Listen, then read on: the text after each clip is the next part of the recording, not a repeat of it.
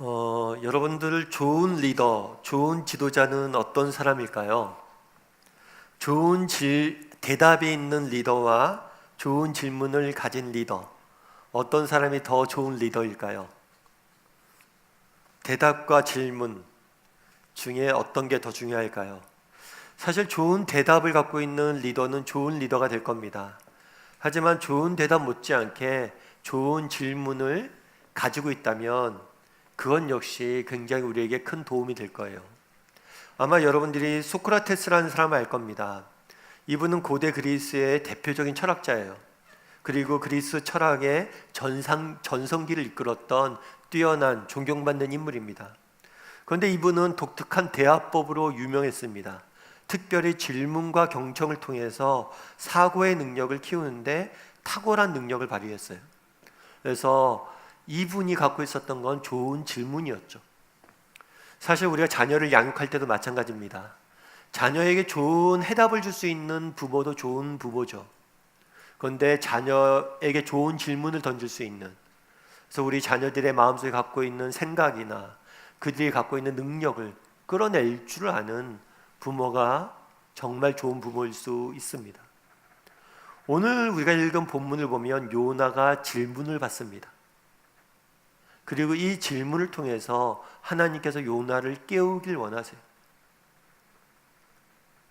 그래서 오늘 저는 여러분과 함께 이 질문에 대해서 살펴보길 원합니다.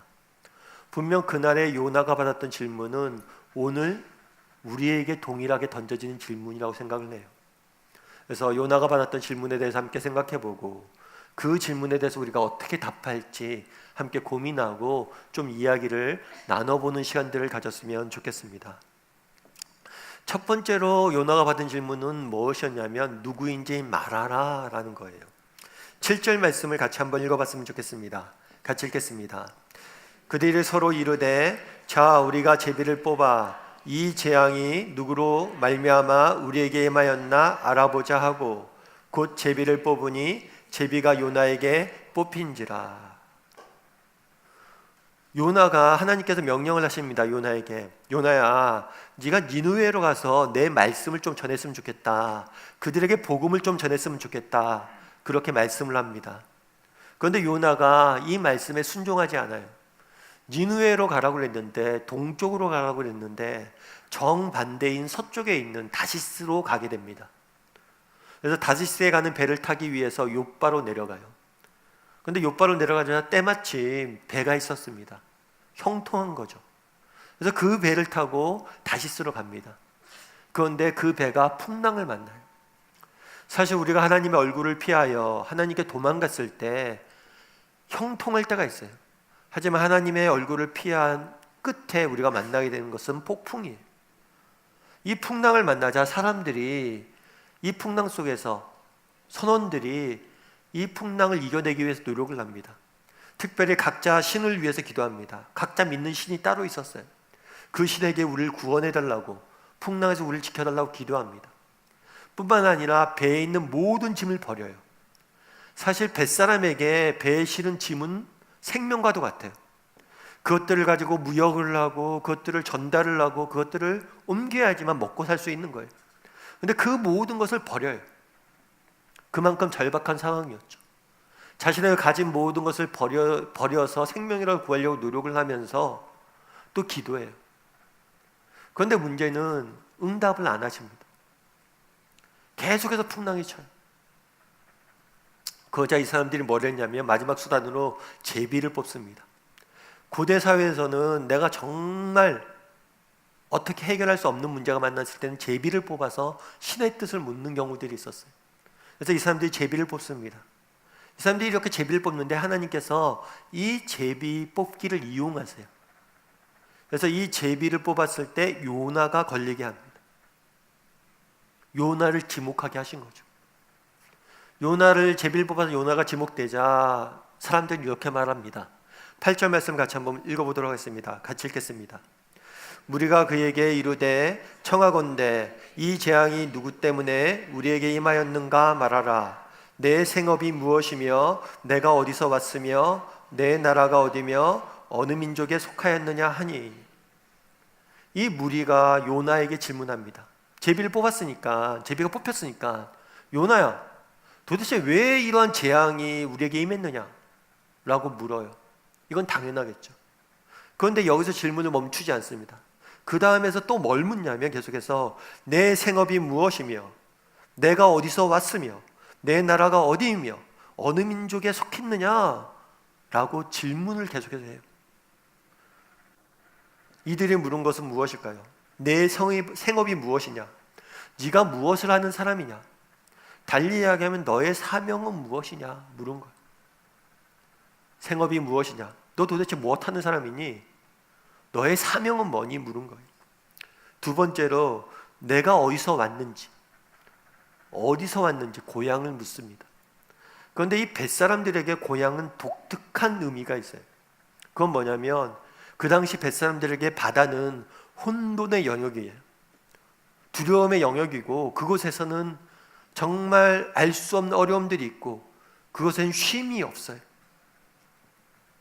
따라서 그들이 참된 쉼과 평안과 안정감을 누리는 공간은 어디냐면 고향이에요. 그래서 늘 고향을 그리워하고 고향에 돌아갔을 때 참된 쉼과 안정감을 얻습니다. 그래서 네가 어디서 왔느냐? 이 질문은 너는 어디서 안정감을 얻느냐? 라는 질문이에요. 또한 뭘 물었냐면 너의 나라와 민족을 물었습니다. 사실 오늘날에는 굉장히 개인주의가 발달되어 있지만 고대 사회만 해도 내가 속한 민족, 내 나라가 나의 정체성의 대부분을 형성을 해요. 우리나라도 과거에는 주로 어디 출신이냐, 그 출신 지역에 따라서 그 사람의 정체성이 대부분 형성이 됩니다. 따라서 마지막으로 물은 나라와 민족은 너의 정체성이 어디냐, 무엇이냐라고 물은 거예요. 그래서 이 사람들이 물은 것은 무엇이냐면 사명과 안정감과 정체성을 물은 거예요. 이 세 가지 질문은 우리가 어떤 존재인지를 알려주는 굉장히 통찰력 있는 질문입니다. 따라서 우리 모두를 향한 질문이기도 해요. 여러분들은 어떻습니까? 여러분들은 무엇을 하는 사람입니까? 여러분들의 생애 사명은 무엇입니까? 여러분들은 어디서 안정감을 얻습니까? 어떤 상태에서 안정감을 얻습니까?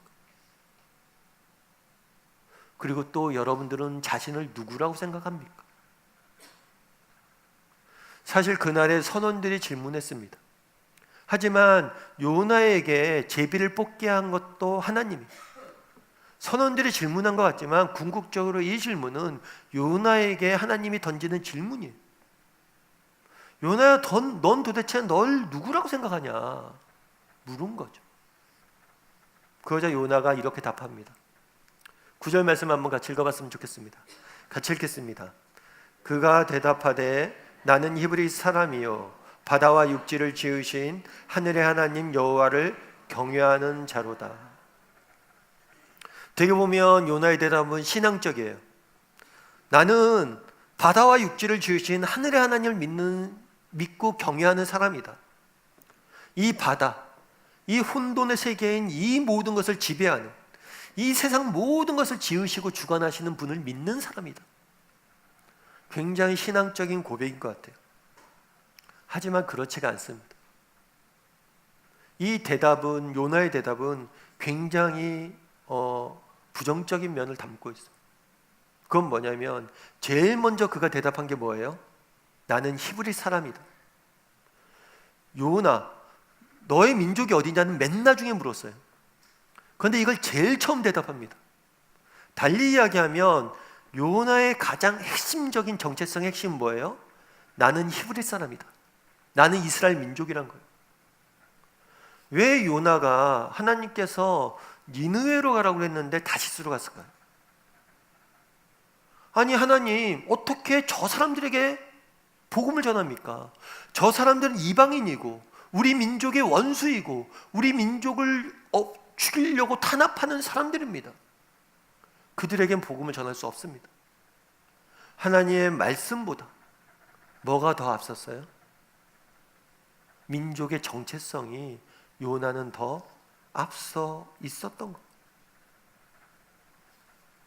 우리도 마찬가지죠. 여러분 누구입니까? 여러분의 삶의 중심에 무엇이 있습니까? 여러분은 어떤 경우에 삶의 안정감과 평안함을 느낍니까? 보다 많은 것들을 가지고, 보다 많은 성공을 이루고, 보다 많은 것들을 성취했을 때 여러분은 기쁨과 안정감과 행복을 느낍니까?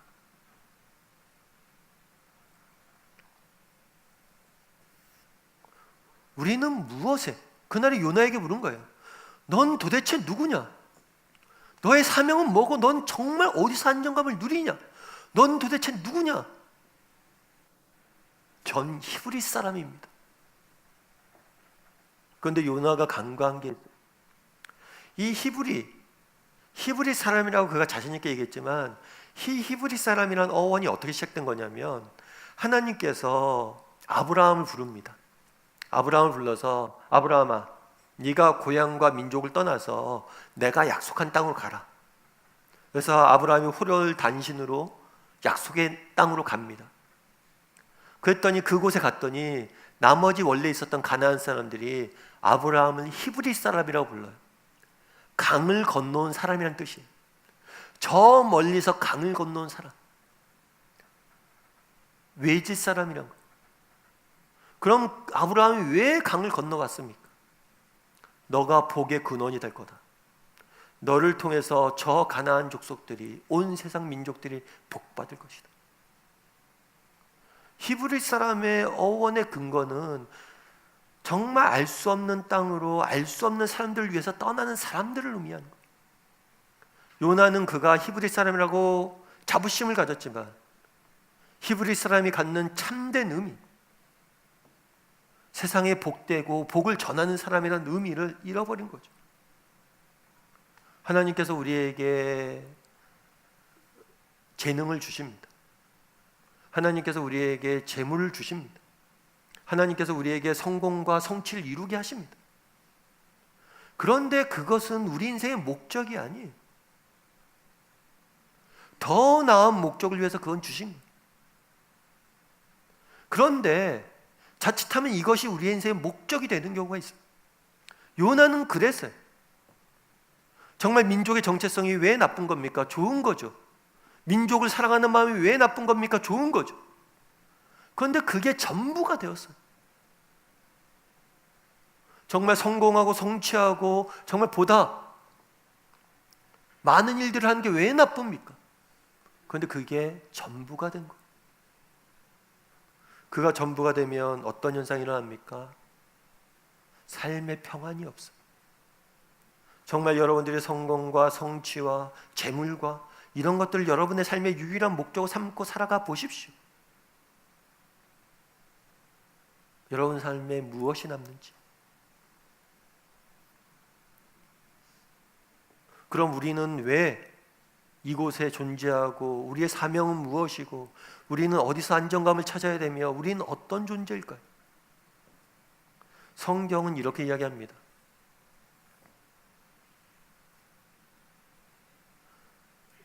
우리가 하나님의 형상을 따라 지음받았다. 달리 이야기하면 우리는 하나님을 닮도록 지음받았다라고 이야기합니다. 또한 성경은 한 가지 더 이야기합니다. 하나님은 사랑이시라. 우리는 무엇을 위해 지음받은 존재입니까? 하나님을 사랑하고 이웃을 사랑하기 위해 지음받은 존재. 하나님을 사랑하고 이웃을 사랑하기 위해서 우리에게 물질도 필요한 거고, 우리에게 재능도 필요한 거고, 우리에게 성공도 필요한 거고, 우리에게 일도 필요한 거고.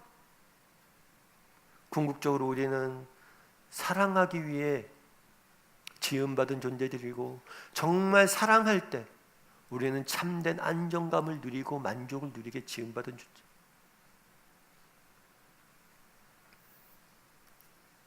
그날에 요나에게 묻습니다. 너는 누구라고 생각하느냐?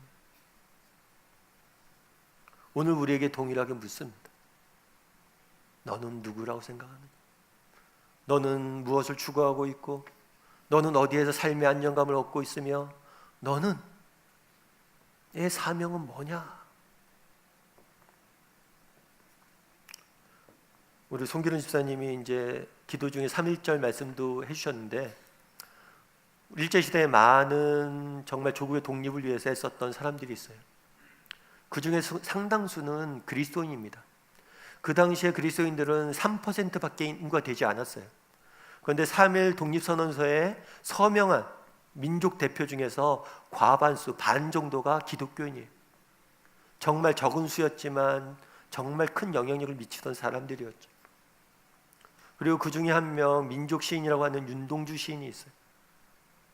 이분도 서시를 통해서 많은 젊은이들을 깨우고 그 당시에 민족을 위해서 애썼던 사람이죠. 그런데 윤동주 시인이 사상범으로 투옥이 됩니다. 그리고 마지막에 조국의 독립을 보지 못하고 일본 후쿠오카에 있는 형무소에서 죽음을 당해요. 그런데 이 윤동주 시인을 이제 감시하던 사람이 있어요. 그 당시에 사상범들은 감옥에 가도 감시를 해요. 그래서 윤동주의 동태를 감시하던 사람이 쓴 기록이 있어요. 그 기록 중에는 이런 이야기가 있습니다. 윤동주는 고향의 편지에서 책 한 권을 받았습니다. 그 책은 신약 성경으로 보입니다. 그리고 그 신약 성경을 옥중에서 계속해서 읽고 있습니다. 그는 날마다 이 책에 빠져 있습니다. 날마다 이 책에 빠져 있습니다. 그가 어떻게 그런 어려운 시대를 살면서 정말 그 시대 가운데서도 낙심하지 않고 정말 감옥에서도 그 삶의 의지를 정말 열정적으로 살 수 있었습니까? 그가 신약 성경에 빠져 있었습니다. 달리 이야기하면 그는 우리가 누구이며 어디로 가며 무엇을 향해 지음받은 존재인지를 잊지 않았던 거예요. 바라기는 우리 다음의 식구들이 정말 우리가 누구인지 잊지 않았으면 좋겠습니다. 늘 살아가면서 그래, 나는 보다 나은 가치를 위해서 지음받은 존재임 기억하고 정말 그것에 빠져 살 줄 아는 저와 여러분이 되기를 주님의 이름으로 소원합니다. 두 번째로 살펴보길 원하는 것은 나를 바다에 던지라는 표현이에요. 우리 10절과 11절 말씀 같이 한번 읽어봤으면 좋겠습니다. 같이 읽겠습니다. 자기가 여호와의 얼굴을 피함인 줄 그들에게 말하였으므로 무리가 알고 심히 두려워하여 이르되 내가 어찌하여 그렇게 행하였느냐 하니라.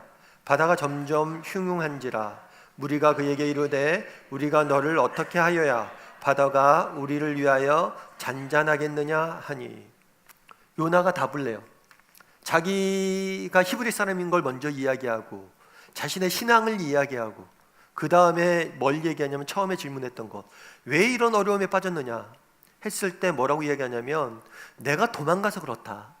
내가 하나님 말씀 안 들어서 하나님께서 벌하신 것이다. 어쩌면 요나는 현재의 상황에 대해서 굉장히 분명히 진단을 합니다. 하나님 말씀에 불순종해서 도망간 것 때문에 결국에 폭풍을 만났다. 결국에 하나님의 피하는 삶 끝에는 폭풍이 기다립니다. 이 말을 듣자 선원들은 어떤 반응을 보여요? 심히 두려워하였다. 그리고 어떻게 네가 이렇게 행했냐 하고 따지는 거죠. 심히 두려워하였다. 처음에 선원들은 무엇을 두려워했냐면 풍랑을 두려워했어요. 그런데 지금은 뭘 두려워하냐면 풍랑을 일으킨 하나님을 두려워합니다. 이제 더 큰 두려움에 빠진 거예요. 환경이 아니라 환경 너머에서 일하시는 하나님을 두려워한 거예요. 정말 우리가 경외하고 두려워할 대상이 무엇이냐면 눈앞의 현실, 환경이 아닌, 그건 그림자예요. 진짜 우리가 바라봐야 될 것은 그 뒤에서 일하시는 분이 누구냐라는 거예요. 그의 뒤에서 일하시는 하나님 때문에 두려움에 빠진 거예요. 그러자 그들이 묻습니다. 요나야, 그러면 도대체 네가 왜 그런 일을 했어? 그럼 우리 어떻게 하면 살 수 있냐? 라고 물은 거죠. 그러자 요나가 12절에서 이렇게 대답합니다. 12절 말씀 같이 읽도록 하겠습니다. 같이 읽겠습니다. 그가 대답하여 나를 들어 바다에 던지라. 그리하면 바다가 너희를 위하여 잔잔하리라. 너희가 이 큰 폭풍을 만난 것이 나 때문인 줄 내가 아노라 하니. 나를 바다에 던지라는 거예요. 그렇다면 요나는 왜 바다에 자기를 던지라고 했을까요? 죽고 싶어서 그랬을까요? 죽고 싶어서 그랬으면 배를 안 타면 돼요. 배 타기 전에 죽으면 됩니다. 왜 자기를 바다로 던지라고 했냐는 거죠. 이 반응은 이상해요. 왜냐하면 앞서 얘기했던 것처럼 배 선원들은 어려움이 있자 무엇을 했습니까? 각자 자기 신에게 기도했어요. 근데 요나는 기도하지 않아요. 그냥 날 버리래. 여전히 요나는 하나님 앞에 기도할 마음이 없어요. 달리 이야기하면 요나는 여전히 하나님을 이해할 수 없어요. 하나님, 어떻게 저 이방 민족인 니느웨에 가서 말씀을 전하라고 하냐뇨. 전 못합니다. 전 그거 못하겠어요. 여전히 하나님 앞에 그는 불순종하려는 마음이 있었다. 그리고 차라리 그냥 나를 바다에 던지라. 내가 죽겠다고. 그는 여전히 아직 하나님과 해결하지 못한 문제들이 있어요. 그런데 하나님의 입장에서 볼 필요가 있어요. 그건 뭐냐면 요나는 처음부터 하나님 명령에 불순종합니다. 그리고 지금까지도 하나님 명령에 순종할 마음이 없어요. 그럼에도 불구하고 하나님은 뭘 하시는 거예요? 요나를 포기하지 않으세요. 사실 하나님 앞에 사람이 없겠습니까? 요나 너 그렇게 싫으면 그만둬. 딴 사람 시키면 되죠. 그런데 하나님은 그러지 않으세요. 끝까지 요나를 포기하지 아니하시고 그를 붙들고 그의 마음을 돌이키시기 위해서 그를 붙잡고 있습니다. 그날에 왜 풍랑을 보냈습니까? 그냥 다시스로 가게 하면, 풍랑을 보내지 않으면 편하게 갈 거예요. 보내도 상관이 없어요.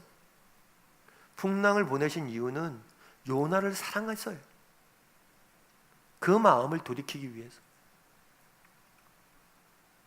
그럼에도 불구하고 그는 마음을 돌이키지 않습니다. 그런데 우리가 한 가지 여기서 주목할 게 있어요. 그건 뭐냐면 요나의 마음속에 일어난 변화예요. 분명 그는 하나님 앞에 기도하지 않고 차라리 죽겠다라고 이야기합니다. 여전히 순종할 마음이 없어요. 그런데 요나의 마음속에 나타난 변화가 있어요. 그건 뭐냐면 자기를 던지라는 거예요. 왜 자기를 던지라고 했을까요? 날 던지면 너희는 살 거다. 날 던지면 너희는 살 거다. 삼손은 마지막에 죽을 때 블레셋 사람과 함께 죽기를 구했습니다. 그런데 요나는 이 사람들은 살려주고 나만 죽겠다라고 이야기를 해요. 달리 이야기하면 요나는 처음에 하나님께서 이방인들에게 가서 복음을 전하라고 했을 때 이방인들에게 복음을 전하라고 해요? 그들은 죽어 마땅한 사람들이에요. 전혀 긍휼을 베풀지 않습니다. 그런데 그 마음속에 어떤 마음이 생긴 거예요? 선원들을 불쌍히 여기는 마음들이 생긴 거예요.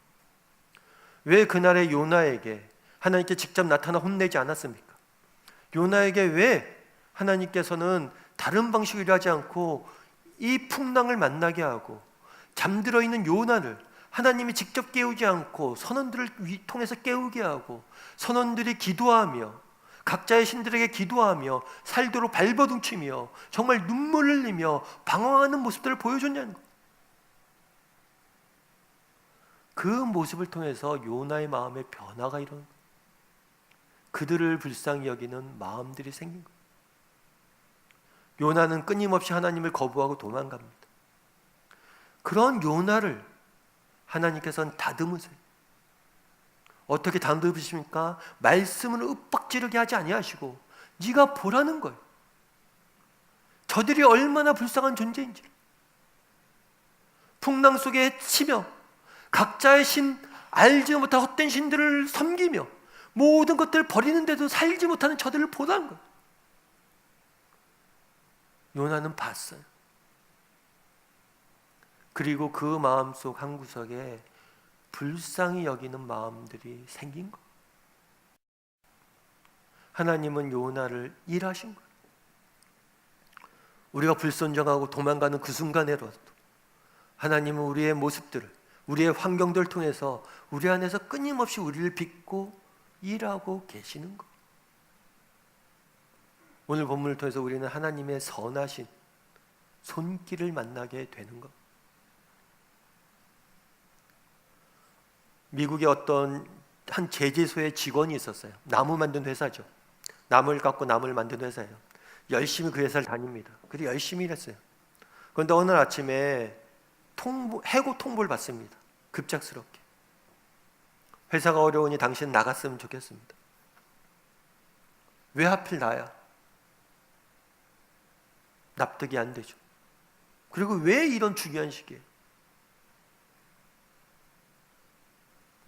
그 마음에 분노가 가득합니다. 그런데 마음에 분노는 가득한데 할 수 있는 일이 없어요.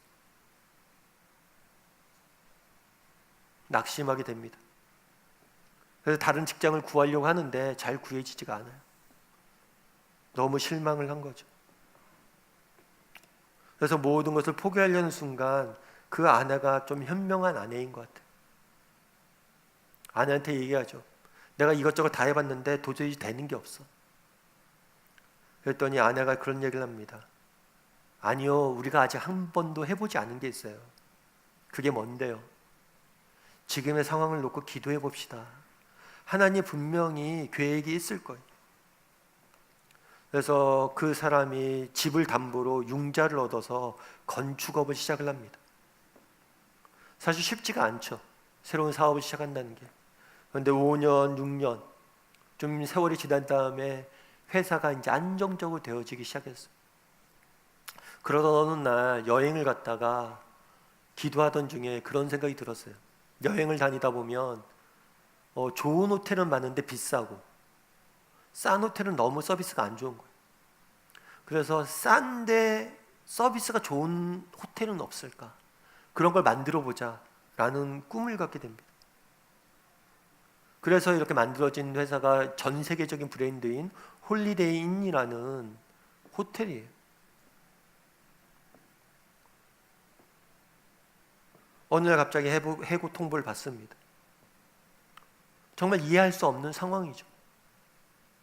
그럼에도 불구하고 그 실패를 통해서 하나님은 이 사람을 향해서 일하고 계신 거예요.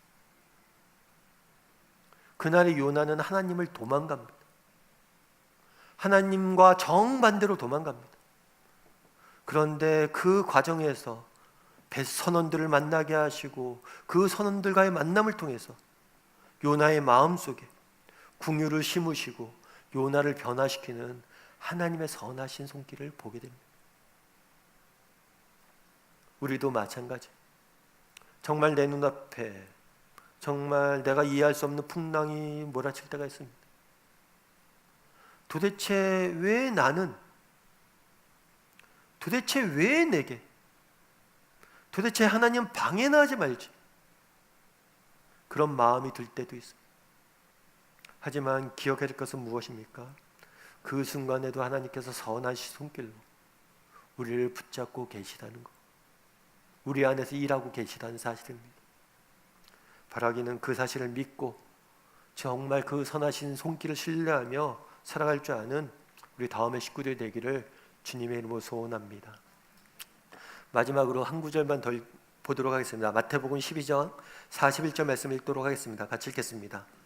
심판때에 니느웨 사람들이 일어나 이 세대 사람을 정죄하리니 이는 그들이 요나의 전도를 듣고 회개하였음이니와 요나보다 더 큰 이가 여기 있으며.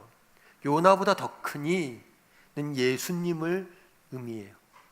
그날의 요나가 자기를 바다에 던지라고 합니다. 그리고 던져요. 그래서 선원들이 죽음을 면하게 됩니다. 마찬가지로 예수님이 우리를 대신해서 죽음을 당하십니다. 그리고 우리는 그것으로부터, 죽음으로부터 해방된 것. 요나의 희생을 통해서 선원이 산 것처럼 예수님의 죽음을 통해서 우리가 산 것. 그래서 요나의 모습은 예수님의 하나의 그림자입니다. 특별히 로마서에 보면 이런 표현이 있어요. 우리가 아직 원수 되었을 때 그리스도께서 우리를 죽으심으로, 우리가 원수 되었을 때 예수님께서 우리를 위해서 죽으셨다는 것. 그날에 요나는 이방인들 뭐라고 생각했습니까? 야, 너 니네 가서 복음 좀 전해라. 이방인들이요? 그들은 우리 민족의 원수예요. 원수한테 어떻게 복음을 전합니까? 그런데 그 원수를 위해, 원수라고 생각했던 사람들을 불쌍히 여겨서 요나가 죽어요. 그런데 실제로 요나는 죽을 뻔했지만 살아납니다. 하지만 예수님께서는 원수 되었던 우리를 위해서 실제로 죽으셨죠. 요나는 마지못해 끌려가면서 이 일을 행했지만 우리 예수님은 기꺼이 십자가의 죽음을 당했죠. 왜 요나에게 그날 원수에게 복음을 전하라고 했을까요? 요나는 원수에게 복음을 전한다는 게 싫었어요. 사실 요나의 심정은 이해가 됩니다. 여러분 직장이나 여러분 삶을 살면서 여러분을 괴롭히고 여러분을 핍박하고 여러분 인생을 좀먹는 그 사람을 용서하고 품는 것이 쉽습니까?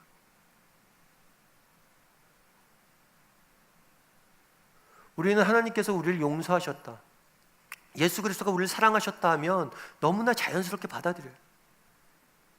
그런데 정말 여러분의 원수를 사랑할 수 있습니까? 그를 위해서 바다에 자신을 던질 수 있습니까? 그건 쉬운 일이 아니에요. 그날에 왜 요나에게 원수를 사랑하라고 이야기했을까요? 우리가 얼마나 큰 용서와 사랑을 받았는지를 깨닫게 하기 위함이에요. 정말 누군가를 용서해 볼 때 정말 우리가 받은 용서가 얼마나 큰 것인지를 깨닫게 되는 것. 그날의 질문으로부터 시작됩니다. 요나야, 넌 누구냐? 우린 누구입니까? 우리는 말로 다 할 수 없는 사랑과 용서를 받은 사람들. 요나보다 더 큰 이 되시는 예수님의 사랑을 받은 존재들이에요. 그것들을 기억할 수 있어야 됩니다. 그것들을 까먹지 말아야 돼요. 우리의 삶에 왜 기쁨이 사라집니까? 우리의 삶 가운데 왜 삶의 의지가 사라집니까? 우리가 얼마나 큰 사랑을 받았는지를 잊어버렸기 때문이. 19세기 중국 선교사로 나갔던 앤 월터 펀이라는 여성이 있어요. 이 여성은 의과대학을 나왔어요. 의대를 나왔으니까 얼마나 앞길이 창창합니까? 그런데 이 사람이 은혜를 받아서 모든 걸 버리고 중국 선교사로 떠나게 돼요.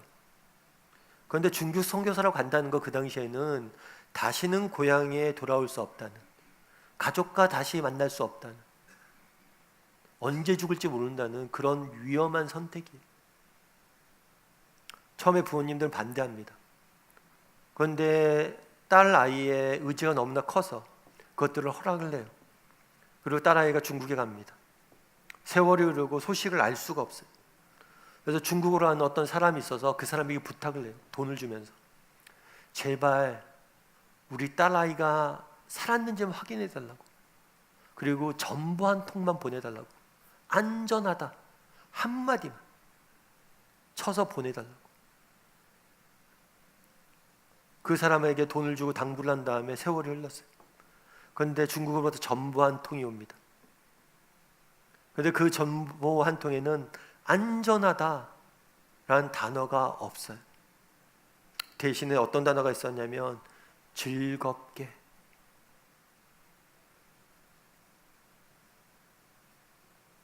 즐겁게. 나중에 그 선교사가 이야기를 합니다. 정말 내가 미국에 있을 때는 알지 못했던 예수님의 사랑을 여기 와서 깨달았습니다. 이곳에서 이 사람들 섬기면서 내가 얼마나 큰 사랑을 받았는지를 깨달았습니다. 그래서 내가 기쁨을 잃지 않았습니다. 바라기는 우리는 정말 예수님의 사랑을 받은 존재임을 기억했으면 좋겠습니다. 그리고 그 사랑을 힘입어 날마다 살아갈 줄 아는 저와 여러분이 되기를 주님의 이름으로 소원합니다.